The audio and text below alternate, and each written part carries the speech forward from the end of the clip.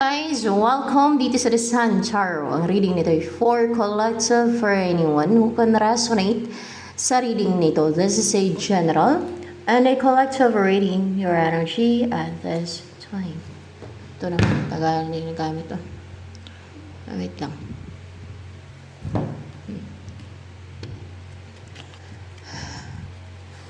Here I am, playing with those memories with me. The rich in every part of me in stride. Those thoughts of you can fill that space inside. So let's not pretend my heart is not empty.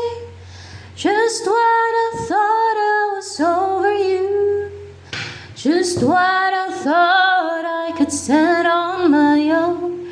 Two of Swords in reverse and a Sun. You're positive, bold, and daring. Attractive. Kasi Sun yun eh. Pag active, bold, and daring, so nakaka-attract guys. So nakaka-catch ng attention yun eh, di ba? You're positive, enthusiastic, optimistic, and kasi hindi ka na na-stuck. Hindi ka na confused. Hindi ka na tawag dito na hindi nagka-clouded yung isipan mo. Hindi na clouded yung isip mo. Hindi na clouded yung judgment mo. Ayan. Oh. You're so passionate, driven, fiery, no? To pursue your goals, to do something, to achieve something, to reach your goal, to get what you want or yung dinidesire mo, o ganun. In-embody mo energy ngayon. Just when I thought I was over you, just when I thought I could stand on my own. Union. Ano to? May mangyayaring union? O you're in a union? Ano yun? May mangyayaring union? May mangyayaring union? May mangyayaring union. Okay, lumabas sa energy mo. Ayan, may mangyayaring union. Oh, there will be a union na mangyayari dahil hindi ka na stuck. Hindi ka na clouded yung isipan mo. Hindi ka na naku-confused. Hindi na clouded yung judgment mo. Hindi ka na lutang. Ano pa? How about sa'yo? Five of Cups, meron kang pinanghinayangan. Ano yung pinanghinayangan mo? Ex mo? Hindi. Ano yung pinanghinayangan mo? Yung manawala sa'yo. Manasayang? Hindi. Yung nasayang? Yung nasayang. Siguro relationship. Yung, basta may manasayang. Nasayang yung panahon, pagkakataon dahil sa na-stuck ka, naging clouded yung isipan mo, na confused yung isipan mo, naging clouded yung judgment mo, naging victim ka na manipulation or deceit and scheme ng iba. Ayan. Kaya nanghinayang ka sa pagkakataon na, ay, sana okay na sana kung hindi lang ako na-stuck, kundi na-influensyan yung isipan ko, mapag-ganon ka pa. Message for you.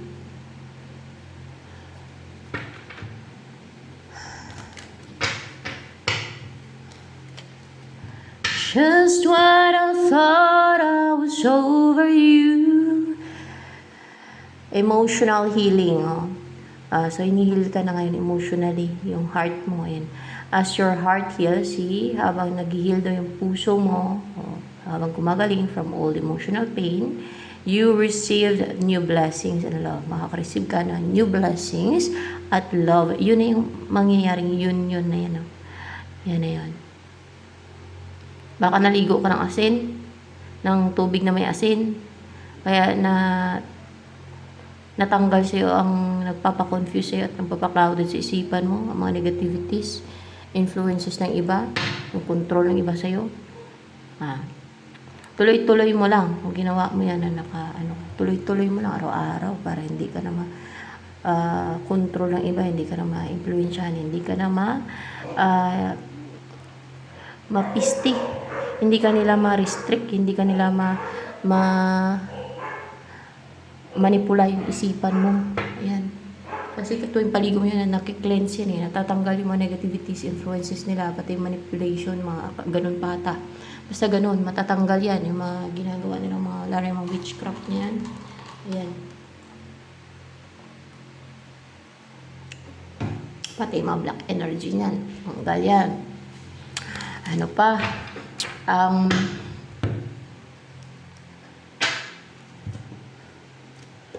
Galit na ng mga witches niyan. Ayun ang sabi ni Jesus Christ kanina. Na effective yan kasi na yan. Pantanggal ng mga gawa ng witchcraft, negativities, at mga influences ng iba.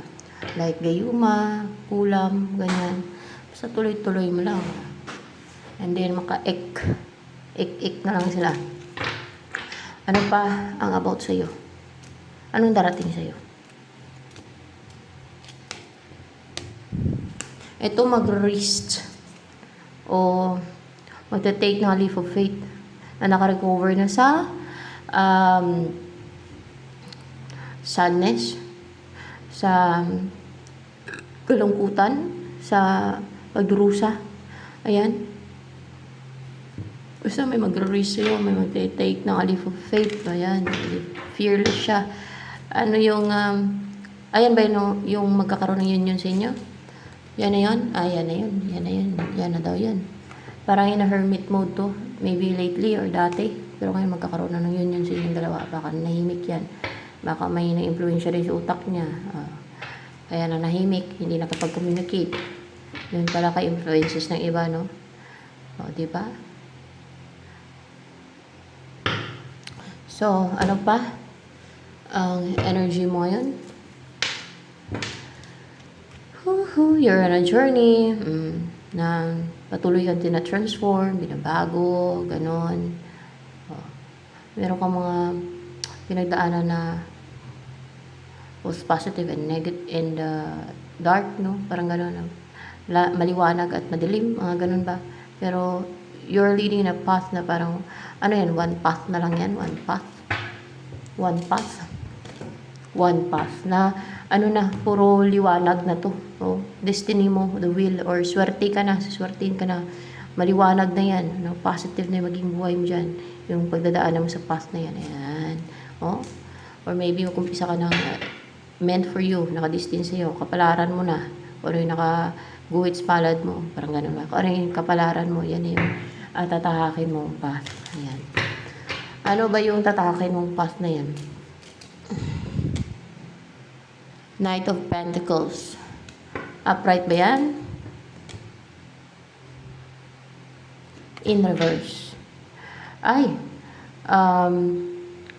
wala nang mga brave, aggressive, na so determined and so driven na mga atake sa iyo. Mga ganon. Oo, wala na. Oo, wala na mga atake sa iyo dyan.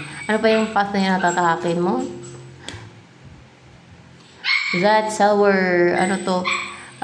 it's a new, parang, yung mga atake sa'yo, madidestroy lang, ganon. Ganon ba? Oo, madidestroy, matitingga sila pati, ganon. Ayan ka naman, nako. Gusto mo.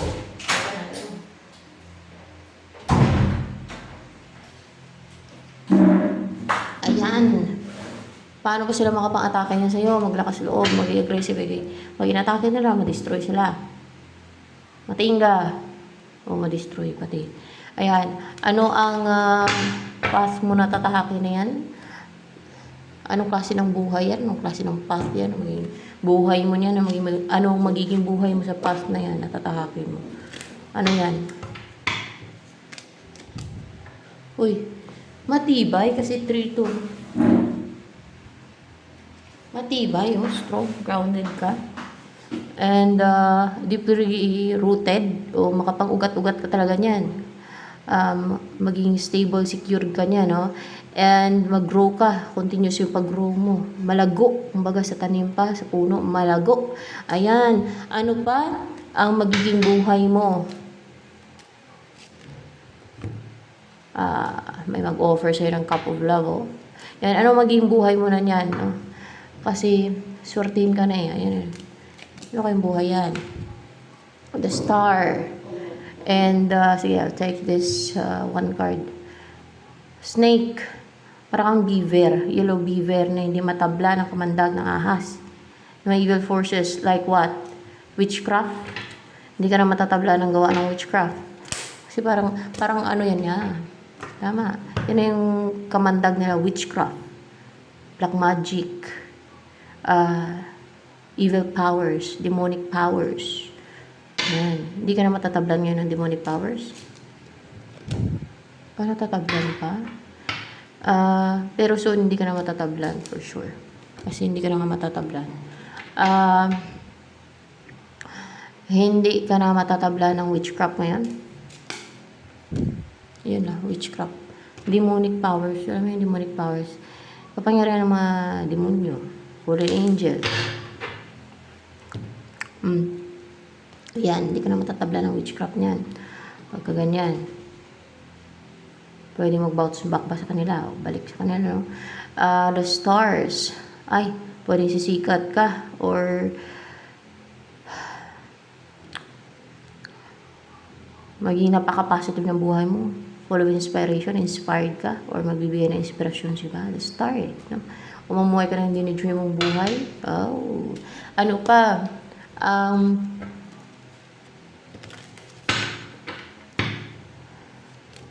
Mangyayari sa buhay mo niyan kasi papanig sa yung swerte. Swertehin ka na. 3 of Wands. Yung inaantay mo. Anong tungkol sa inaantay mo? Temperance. Or there's temperance. Alignment? Hindi.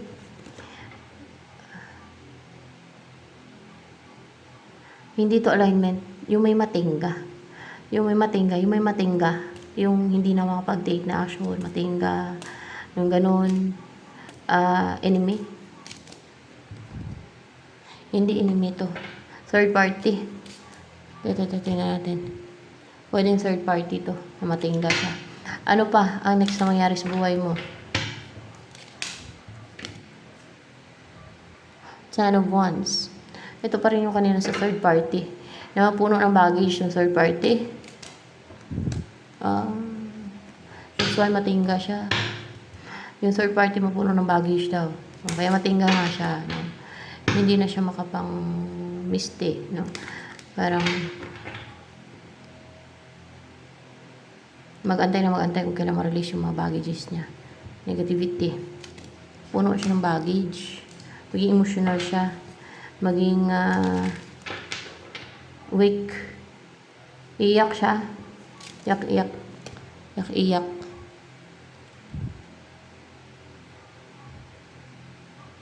Maging emotional.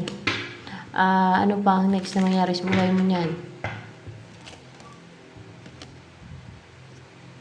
4 Wands. Upright ba to? Parang naano pa ng kamay ko eh. Yeah, it's upright. Ano pa yun ang kamay ko kasi na ganyan. Yeah. 4 Wands. Magkaroon ng stability sa buhay mo. Ayan. And then, Knight of Cups. May magpupursu sa'yo. May mag-offer ng cup of love. 8 of Cups. Someone na lumayo sa'yo, tumalikod sa'yo. May tumalikod sa'yo eh. Ano pa ang mangyari sa buhay mo? Knight of Wands. The Devil. Maging extremely attractive ka. Devil, yeah. Nine of Pentacles na napaka-stable mo, confident, attractive, comfortable, ganon. Extremely attractive. Nakita yun sa picture. Napaka-attractive nito. Stable pa, confident, secured, and grounded. And independent, extremely attractive, clarified by the Devil, extreme, and Knight of Wands. Ayan. Ano pa? Sino ba yung mag-offer siya ng cup of love? Ito, 4 of Swords. Nag-recover yan ngayon sa mga pinagdaanan niya. Seven of Swords, naka-recover na siya sa mga deceit, scheme, sa mga, yung merong mga superior ka sa buhay niya, naka-recover niya lang sa, parang, hindi na siya nakokontrol, hindi na siya nagagawa ng deceit, kaka-recover niya lang, no? Para natanggal yung mga superior sa buhay niya na nang-dominate ng isipan niya, yun na yung mga superior na tinatawag dyan pagdating sa mga ganyan.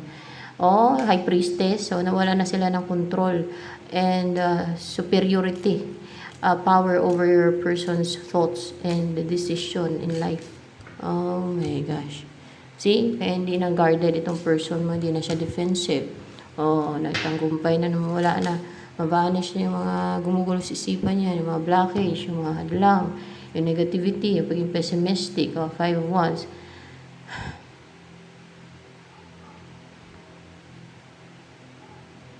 Ay, parang ito in reverse, parang ito palang pa.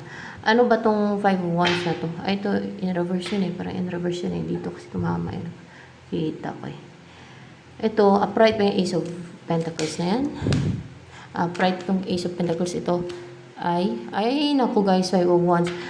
Magtatagumpay ito na magkakabati na kayong dalawa na mag-purchase ko na kasi lahat. Kung meron na, ay doon na kayo titira. Ganun. Mag-umpisa na kayo magsama. Why not? Sino pipigil? Wala. Wala akong pipigil. Queen of Cups. Ang pipigil ay impyerno.